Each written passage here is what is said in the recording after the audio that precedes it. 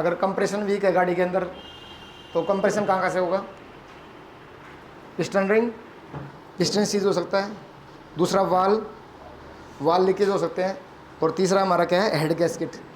R15 आई थी मेरे पास अभी, हमने इंजन किया लड़के ने, तो उसके अंदर वाल टूट के आए थे, मतलब वाल टूट के पिस्टन विस्टन सब टूटा हुआ था। तो अमित ने इंजन बांध दिया, कंप्रेशन नहीं बना उसमें। तो मैंने खुलवाया, मैंने हेड ओपन करके एमरी पेपर पे लगा के उसको ऐसे ऐसे क्या कह रहे हैं, हेड का फेस किया अपने खुद से पेपर मंगा के, और फिट की गाड़ी परफेक्ट हो गई। हर गाड़ी में दिक्कत नहीं आएगी हेड गैस्केट की, लेकिन किसी किसी गाड़ी में दिक्कत आ सकती है। तो आपने देखना है, कोई किसी के अंदर वाल टूट के आए हुए हैं, टूट जाते हैं ना कई वाल। अच्छा, वाल क्यों टूटते हैं? वाल टूटने का कारण टाइम रॉन्ग हो।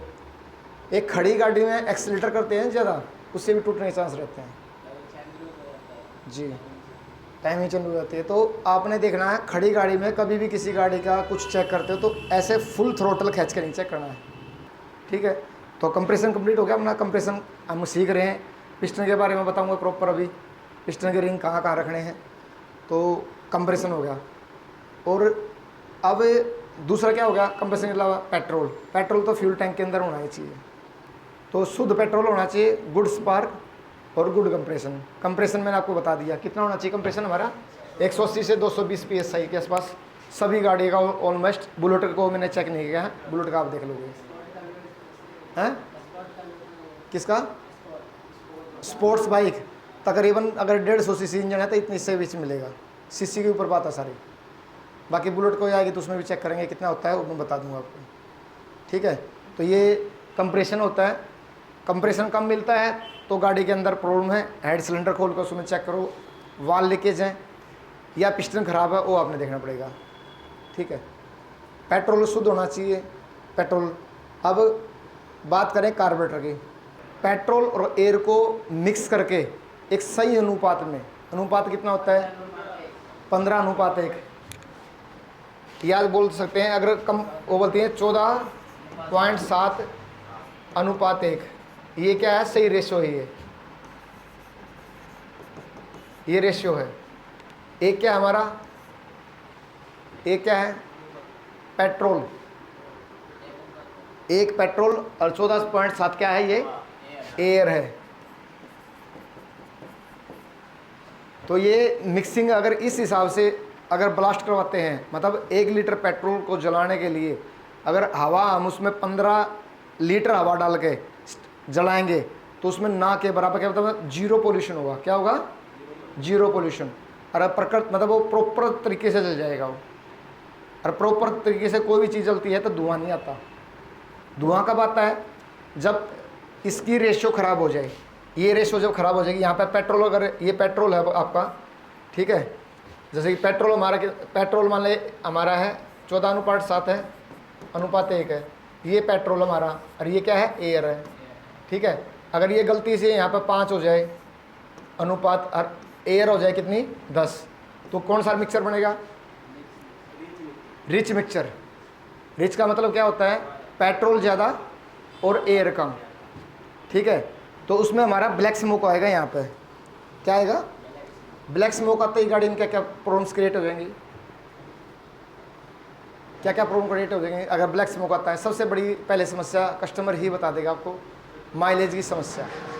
माइलेज गाड़ी नहीं दे रही, और माइलेज नहीं देगी, ब्लैक स्मोक आएगा रिच मिक्सचर में, तो एक तो स्पार्क प्लग शॉर्ट होने के चांस रहेंगे, एक होएगी मिस फायर, पटाखे देना बाइक, ठीक है। तो ये समस्या आएगी। कई बार प्लग अगर ज़्यादा रिच मिक्सचर है तो गाड़ी का प्लग भी शॉर्ट हो जाएगा और गाड़ी बंद होके आएगी आपके पास। तो आपने खोल के चेक करना है स्पार्क प्लग की कंडीशन कैसी है, वाइट है, ब्लैक है। अगर ब्लैक है तो समस्या होगी, ठीक है। अगर यहीं पे पेट्रोल हमारा जैसे कि एक है, मान के चलते हैं यहाँ पे 0.3:17, ये एयर है हमारी और ये पेट्रोल है, तो क्या कौन सा मिक्सचर बन जाएगा? Lean mixture. क्या हो जाएगा? पेट्रोल का कम होना और हवा का बढ़ जाना, उसको बोलते हैं लीन मिक्सचर। लीन मिक्सचर होगा तो गाड़ी के अंदर समस्या क्या क्या उत्पन्न हो जाएंगी, गाड़ी बुर बुर करेगी, स्टार्टिंग प्रॉब्लम हो जाएगी सुबह लीन मिक्सचर में।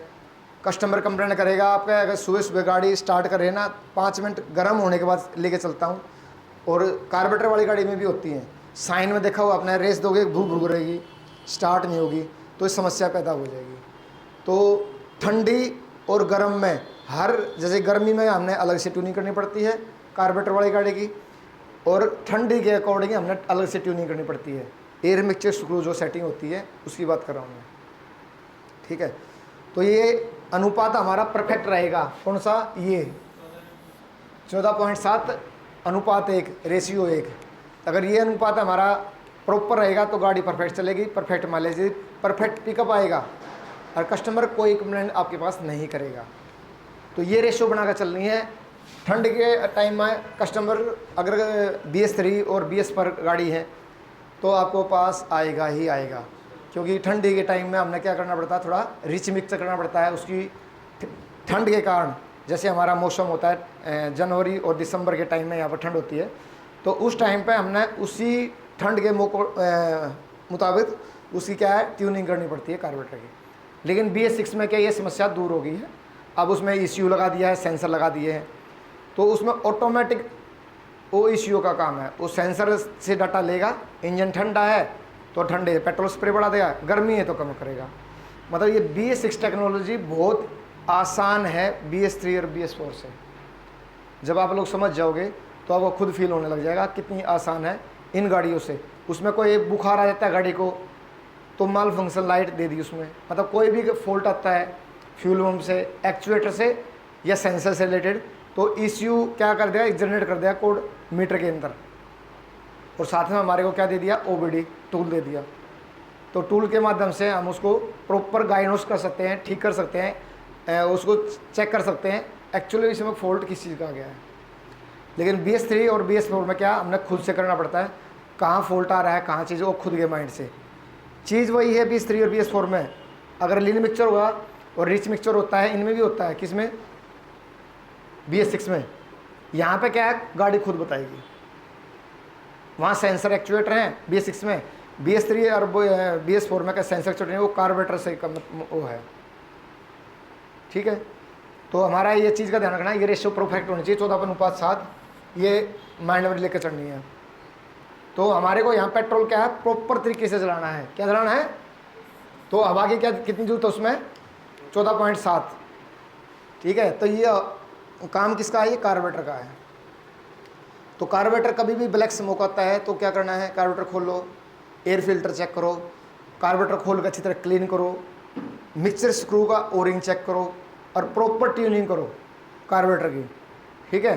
कार्बोरेटर की प्रॉपर ट्यूनिंग कर दोगे तो गाड़ी के अंदर उसमें जो ब्लैक स्मोक की समस्या है या लीन मिक्सचर है वो गाड़ी में नहीं आएगी। ट्यूनिंग का तरीका बताया। अब ये कार्बोरेटर लेते हैं, स्प्लेंडर का कार्बोरेटर है, इसमें जो सेंटर में है ये ऑल है, ये है मेन जेट की, किस चीज़ की है, मेन जेट की एयर गैलरी, कौन सी है, मेन जेट की एयर लेने वाली गैलरी बोल दो, बाईपास यहाँ होल है, ये होल बोल दो।